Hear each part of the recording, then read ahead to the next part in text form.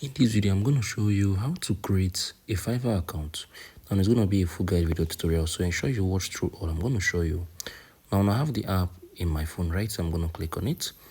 Now what you need to do, this is it. So it's going to come up. I'm going to click on this. I'm going to click on join Fiverr, right? So click on it.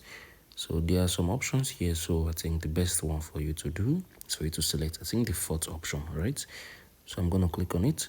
So I'm going to enter these required details, and though this is what came out once I've entered the required details, I'm going to click on, I think I'll just click on this skip for now.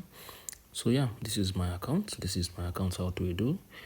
Then what you need to do, I think you need to click on this, right? You're going to be getting, or you're going to be verifying your account on your email. So I think you'll do that later once you're done. So if you found this video helpful, share your thoughts below in the comment section. Thank you all for watching through.